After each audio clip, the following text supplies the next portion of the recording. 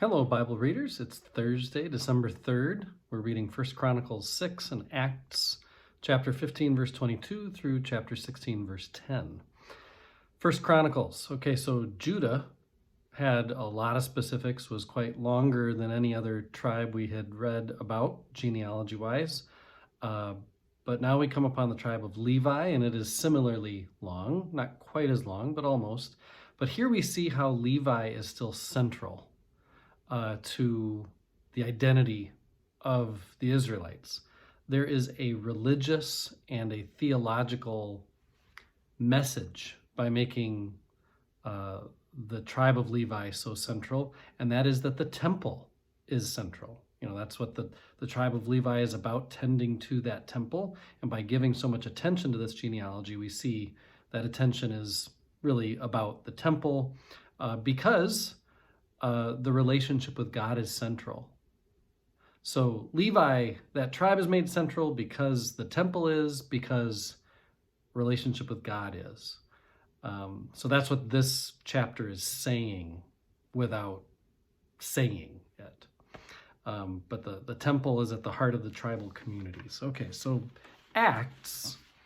Luke wants us to see that the church, as it's expanding, as it's touching more and more Gentiles, Luke wants us to know that internally, back in Jerusalem and beyond, internally the church is unified.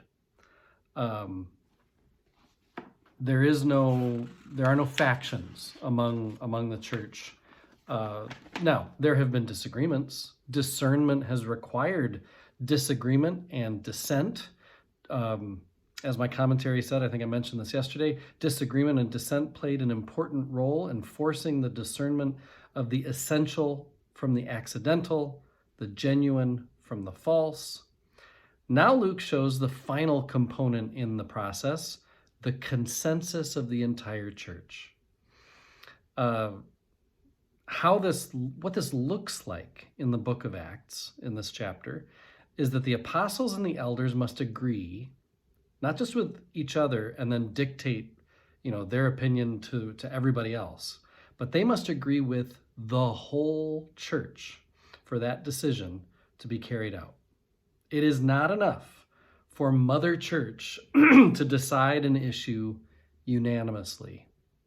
What an important model for the church to have from that point on. As hierarchy will get more and more entrenched in the church, this example from Acts will never go away.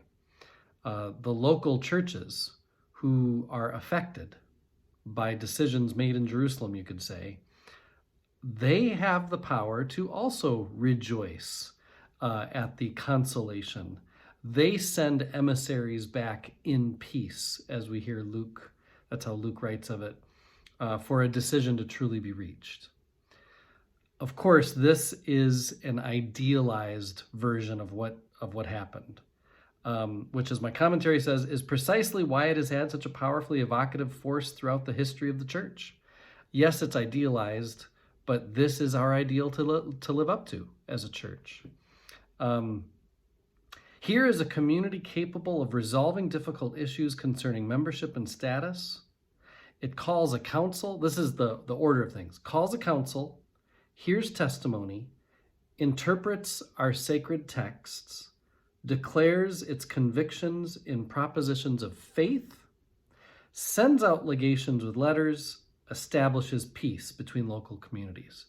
That's the order of business. That's how a church makes decisions that serve God and all instead of just a few in power. I think it's an important, as much as a lot of us look to Matthew 18 for how to solve conflict among individuals, we look to Acts to see how does the church discern and come to consensus. I am one with my God. My God is with us, all of us, at all times and in all places.